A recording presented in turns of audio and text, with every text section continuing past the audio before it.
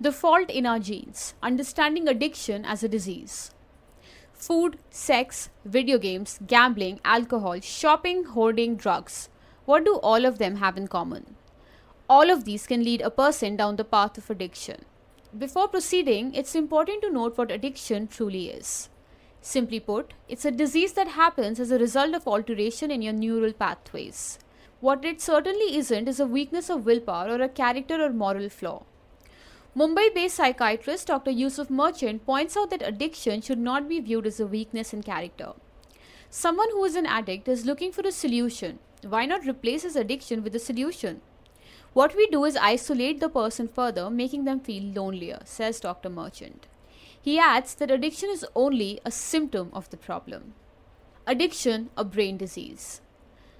In 2000 to 2001, about 732 lakh people in India were consuming alcohol and doing drugs, according to a national survey conducted by United Nations Office on Drugs and Crime and Ministry of Social Justice and Empowerment, and published as a report in 2004.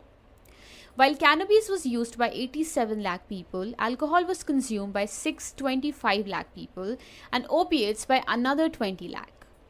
India also recorded 3,647 suicides in the country due to drug abuse and addiction, according to government's statistics. According to the National Institute of Drug Abuse, USA, addiction is a brain disease. It further describes it in the following manner. Addiction is a lot like other diseases such as heart disease. Both disrupt the normal, healthy functioning of the underlying organ, have serious harmful consequences, and are preventable and treatable, but if left untreated, can last a lifetime. Help.org, as part of a collaboration with Harvard Medical School, describes addiction as a chronic disease that changes both brain structure and function. Just as cardiovascular disease damages the heart and diabetes impairs the pancreas, addiction hijacks the brain. This happens as the brain goes through a series of changes, beginning with recognition of pleasure and ending with the drive toward compulsive behavior. Help.org. Nature, nurture, and addiction. While environmental factors are very significant in triggering addiction, biological reasons are given less responsibility than their due when it comes to this. According to biological psychologists, genetic abnormalities are behind making some people more inclined to addiction, and doctors agree. Yes, some people are biologically more inclined to addiction. There is role of the prefrontal cortex that is meant to control one's drives. It's been seen that people who have attention deficit hyperactivity, conduct problems, impulse discontrol, are high on sensation-seeking behavior, experimentation, prone to anxiety, are more likely to develop dependence. Dr. Sameer Malhotra, a psychiatrist, Max Hospital. Dr. Nigel Barber further points out that it is possible that some people are more prone to addiction because they obtain less pleasure through natural routes, such as from work, friendships, and romantic relationships. That could explain why they are more thrill-seeking or stimulus-hungry. About 40 to 60% of someone's vulnerability to drugs is due to genetic factors.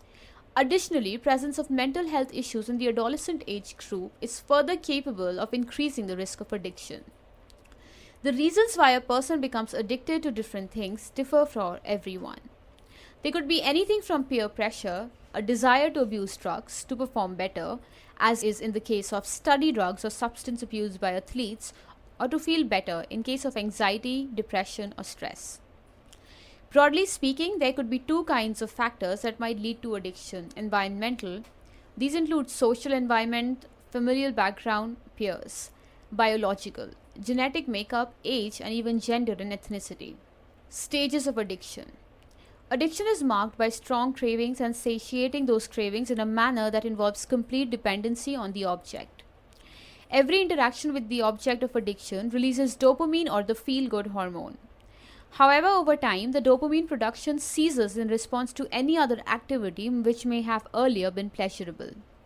As a result, the person becomes completely dependent on their addiction to experience pleasure. If this wasn't enough, over time, the same amount of the abused substance stops producing the same amount of dopamine as before. This is called tolerance. Tolerance leads to compulsion or the absolute need to increase the dosage in order to reach the state of happiness and euphoria experienced earlier. Even though the substance's effect on the person has reduced, the desire to reach the previous levels of pleasure still remains. Dr. Sameer Malhotra summarizes addiction and says that in psychiatry, the term dependence is used and it incorporates the following concept: excessive use over and above the intended use, lack of control over initiation amount used, neglect of other priorities due to its excessive use, tolerance, same amount not able to bring same pleasure, so one builds its use over time.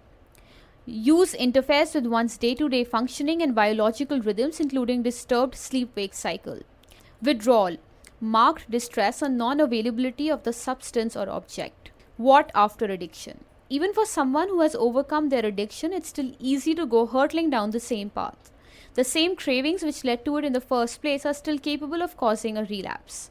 This is further aggravated by relational memory and conditioning. For instance, any item related to a past of substance abuse, a credit card for someone who has been addicted to shopping, a glass of wine in case of alcohol, can once again cause relapse despite staying clean for years.